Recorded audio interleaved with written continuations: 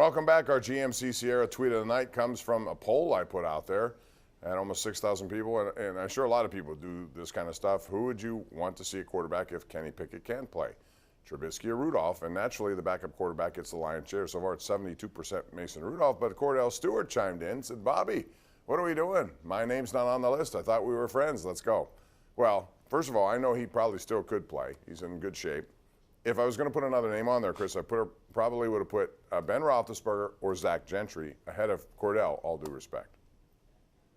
I think had Trubisky thrown one more interception, Zach Gentry might have just been put in and given the battlefield promotion by Mike Tomlin. I'm more bummed out that as I look at that poll, you got almost 6,000 results.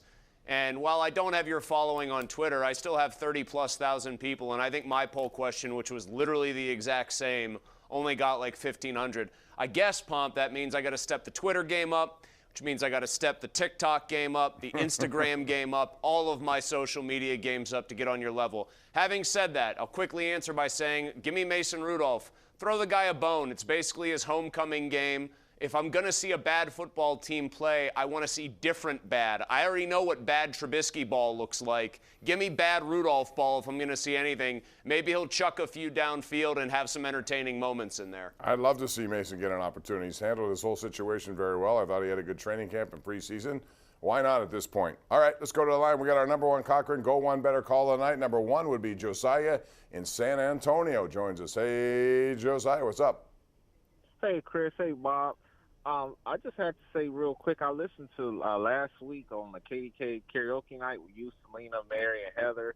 Those were really, really good videos. I really enjoyed it. And, Bob, I heard you were clowning, singing, bringing the house down. It was fantastic.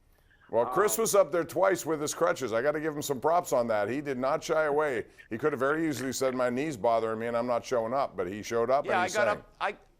Yeah, and I got up there, Josiah, and I did Wang Chung's classic, Everybody Have Fun Tonight, and really got the thing ignited. So how about a little bit of credit for me? I'm sorry, I didn't see you, Chris, but good kudos to you and good luck with your rehab, too, man. I'm sorry I didn't see you, but good luck with your rehab. Real quick about the Steelers yesterday, which is frustrating, I was going to ask, if Mason Rudolph would have been healthy, and I know they didn't have, like, an emergency quarterback, because I guess, like I said, Rudolph was hurt, would you guys would have inserted Mason Rudolph if he would have been healthy? And then secondly, don't you think it's time to get rid of Trubisky at the end of the season? This dude is clearly washed down. First of all, I don't like that rule where you have to use someone on your active roster. If you are in a situation where you have a quarterback who's in the wings and he's not even dressed, but you find an emergency need, he should be able to do it. And I don't like what you see with hockey sometimes where these goalies just sit in the stands or emergency goalies. We saw that a few years ago in the Toronto game where the guy who was Zamboni driver got in. To have Zach Gentry come in and play quarterback, or to have whomever would have been, the guy for Baltimore. I don't even know who they designated. May have been their tight end, Mark Probably Andrews. their long snapper. Or long snapper, whatever. Apparently their long snapper what would you because rather he was throwing passes during warm-ups. But do you think that's an outdated rule? I would change it.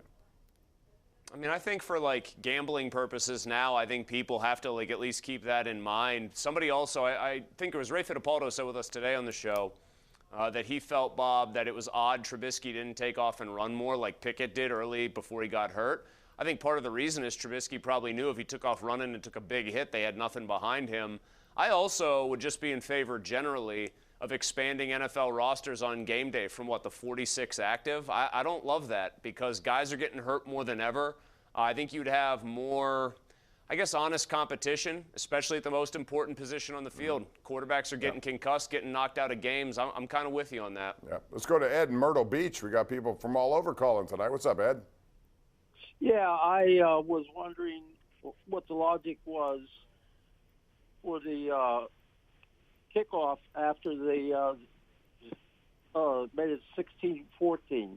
I would much rather see an onside kick, and that would be their only chance since they haven't stopped the Ravens' run all day. Well, it's funny because in previous years, Mike Tomlin, citing his defense wasn't good enough to get the job done, has elected to onside kick in games like that. Yesterday, not so much, and I understood that. First of all, the chances of getting an onside kick, Chris, are not that good. Second of all, you got to believe at some point, don't you, that you got Anthony Brown, a quarterback, that your defense can dig in and stop them for at least one possession, and they couldn't do it, which was the theme of the game. Well, I mean, Mike Tomlin once onside kicked when he had a lead against Green Bay because he used the logic of we couldn't stop them, and that probably holds a little more water with people when you're going against Aaron Rodgers. I actually had no problem with the decision to kick. They should have had 3 timeouts and not 2, but they still should have been able to get themselves the ball back with plenty of time on the clock to try and get a winning field goal drive together. It's just a complete embarrassment that Tomlin and that $108 million defense, knowing the Ravens weren't going to put the ball in the air and admitting after the game everybody in the stadium knew what was coming, still couldn't stop it. Complete indictment on them, complete indictment on him, complete joke of a performance even though they only gave up 16 points. When it mattered, they had nothing. And you know, the funny thing, there was a time out there, not too often, but every now and then they went with only one defensive back out there, and they really loaded the box and then some, and still were being moved off the ball. So that's not what you would expect from that defense, but that offense of Baltimore, that's what their bread and butter is, and they just had a better day than the Steelers did in a big way, dominating both of the lines of scrimmage. Let's go to Dave in Pleasant Hills. What's up, Dave? How you doing? Hi, guys. Thanks for taking my call. First off, yesterday was a breakdown on all aspects of the game, offense, defense, and special teams. But my question is, we were all hoping that the Steelers would win out and salvage their season. Now they're one game away from a losing season, the first one for Tomlin. What do you think is the chances they'll lose the next 4? I don't think that'll happen. I think they'll win 1, maybe 2, but I don't think they'll lose all 4. I think there's some performance in there, and I also don't know. You know, it's funny that Carolina was a game I would have said would have been a no-brainer, but Chris, here they are competing for a division in a very weak division. They could actually be in first place if they win at the end of Sunday. So I don't know what the Carolina's favored. But all these teams run the ball well. So if the Steelers continue to not be able to stop the run, all of them run the ball real well. Sam Darnold stinks, but he's better than Anthony Brown.